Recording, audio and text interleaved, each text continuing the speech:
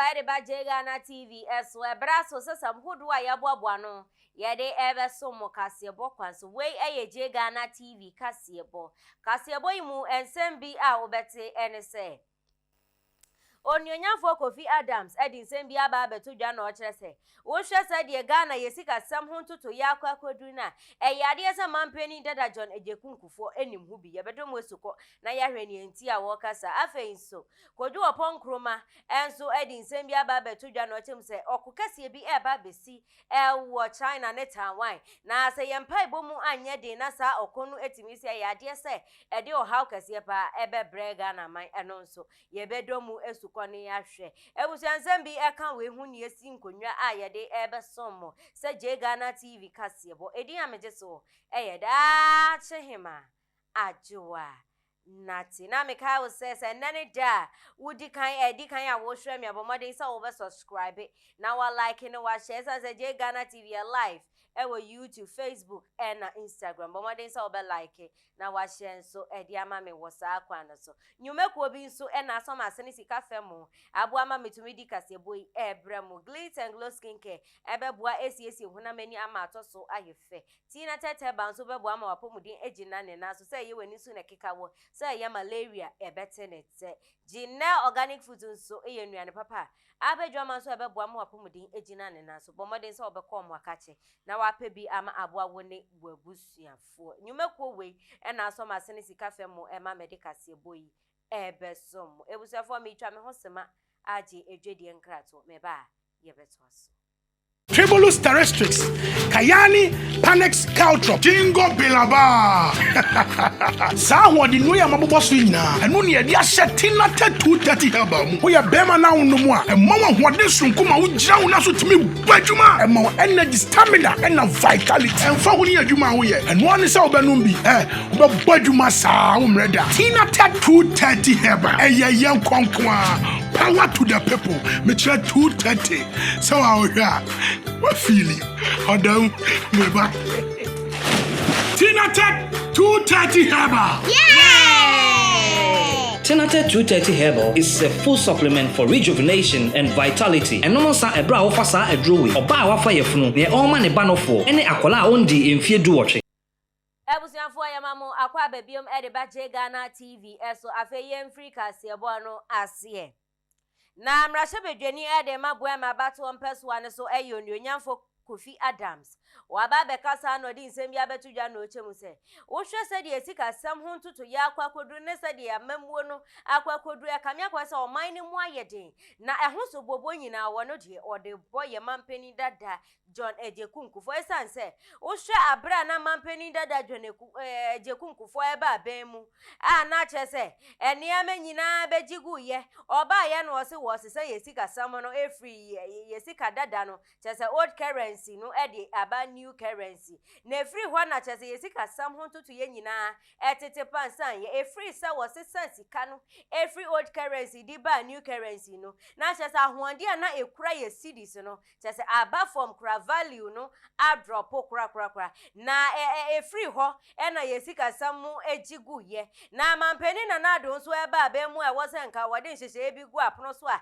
enka bebu ama ye temamufo aho atimi ahenhan wo mo no ono so wanya ne sa na enu ka ho bie na ye bre wo man Ghana mu enu nti ono de wo sinsin no wo hwa a ohun se ho so bo nyina no ode ni nyina emufa ebebo mampeni dada John Ejekunkufo esanse oka ho bie na Ghana na ye bre se wa ma me sisika no am yi 00 bi enfri baby amfa foforo bi anhye baby a enkanya ne se yesidi adrop ya dollar yi di yenimu kan kura enu nti ono de wo hwe mu ohun se mampeni dada John Ejekunkufo oka ho bie na ye bre wo Ghana.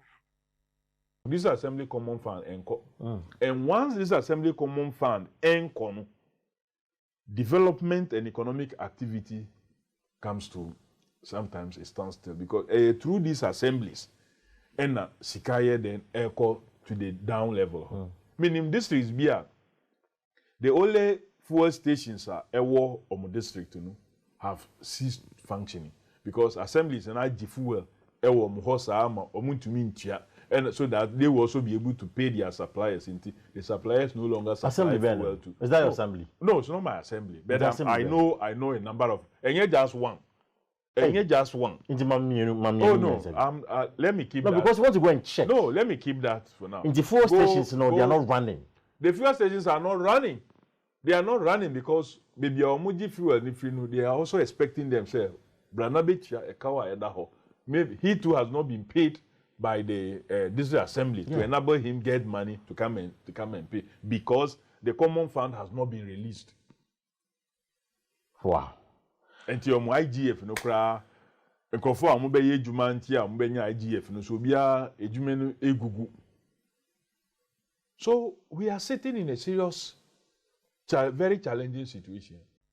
Ebusafo ya nto akase bono swe na information minister onuonyamfo Kojo Opo Enkroma ono nso di nsem bia ba betudwa no achemu se yade se wokukase bi pa ba besi wo China ne Taiwan na Ghana fo ya mpai bomu anyeden na enyankopo enje Yesu fra nso sa okunu mu amma yina sa okunu etimisi wo China ne Taiwan ya yade se yesi kasam no ebeji egukura esanza wo hwa abra na COVID-19 yi ba ye kura wo hwede edi yesi kasam no ekodu ya chese enya asam ketuwa afenso wo kwa asi wo Russia ne Ukraine so chese no so ka ho bia ni yebre wo man Ghana mu enu ntisi ya mompa ye na ya ma ye mpa ibomu anyede na sa wo kun etimisi wo China ne Taiwan ya eni ade ese yesi kasam no ebeji egukura enu ti Ghana fo ye hwe ne ye ma ye mpa ibomu anyede se be ya sa ohaw no ebi emmeka yin Ebusafo ya nto akase ebono so na yenkopie mu ewo UK man mu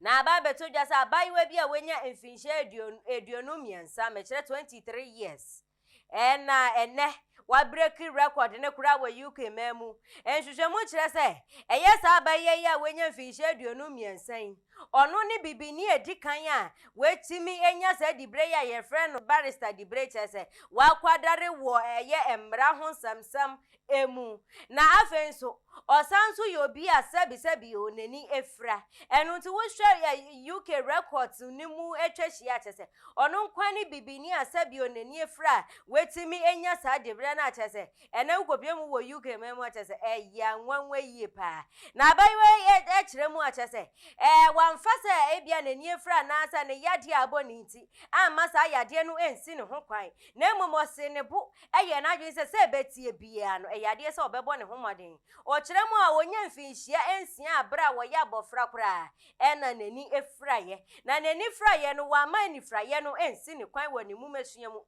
na emomose ne bu se kwan bia so obegire ne ho asua de kwan bia so obebo ne ho moden na ni petitire o pesa wo beye no obeba beye enenso nyankopon etie ne sufre amen amen no kasa yi ono eni bibini ewodi kan ewo UK memu a sabio nani efra enso wetimi enya sa dibra ye friend broni bese ye barrister chese wakwadare ewo emra ho nsamsam emu ebusuafo yenko wie kase ebono ewo Nigeria memu na ababe todwa se papa bi a wenya mfinhia 100 years edi na woda na papa ya woda wodi sawhwanka normal system yi mu anase mra ye wo mu enko obi benya 100 years anase mfinhia ohade a na nka empuma ekura no anase wo hye goggles bi chese ne vision no entimi nko papa wontimi hu ade yi enso ukopie mu wo Nigeria memu papa bi a wodi na woda wonya mfinhia ohaya chese won kitapuma mpo empo no wahye goggles wahye space chese see clear broni basi ohu ade clear onante a won kitapo ma chese ogina ne na so hwe sede picture no ejina screen so ultimu sa papa yi ogina ne na so na hwehwe mu kire sa papa yi ware maako miensa afenso wo mako edu enkro 19 children ne nananom nso mako eduanansia 46 grandchildren ajeza papa yi onjeja ne ho kura wo hwe sede ogina picture ni mu kura ultimu se ogina ne na so wa ho o hwemu atimi kire wo sa papa no wedidi ye odi eduane pa ena wo hwe na pomudin so ye sanse papa ne kasa no hwemu se ono no de friend hospital kura onko obida enso hwe ba bia ni tifie du kura utimi hu se ogina ne na so ye ba. Nigerian man has come out to celebrate a decade on earth. This is Chief Okwo, owner of Ebenta Owoko village. Really? From Owoko? Oju, local government. What are you telling me? Baba is celebrating a centenary anniversary. He was born 1922, and of those years, God bless, well, before he encountered Christ, he had 18 wives. 3 wives, I beg your pardon. 3 wives, 18 children, 46 grandchildren, 19 great-grandchildren. These ones are the younger ones amongst his children. He has children spread across the country, pastors of great ministries, old people, 1922 is 100 years. 100 years, sir. Baba has never slept in the hospital since he was born. Never, doesn't wear eyeglasses. Baba does not walk with a walking stick. You can see him. I will share picture na chese papa no original na so pa. Utimi hu se papa no original na so odi aduane pa enu nti na make am for Janelle Organic Foods e dia ma.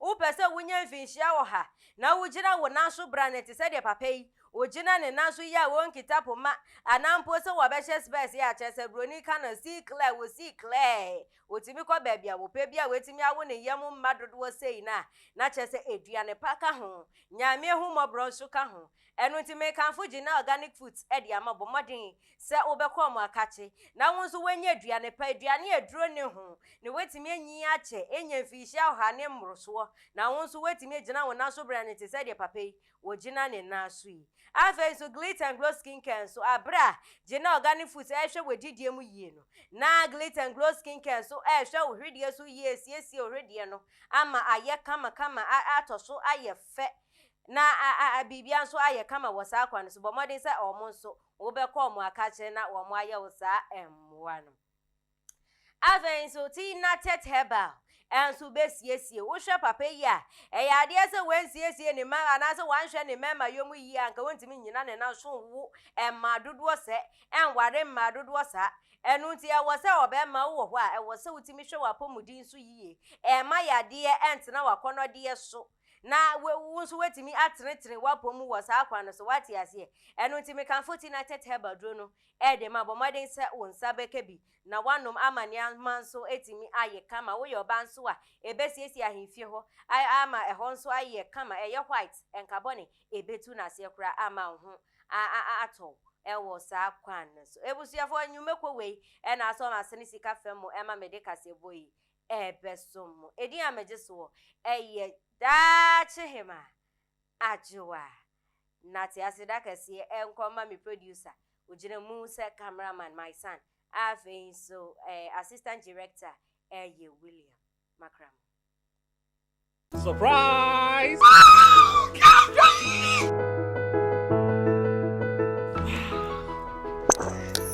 Congratulations, madam. I'm looking forward for a good business deal. It's my pleasure.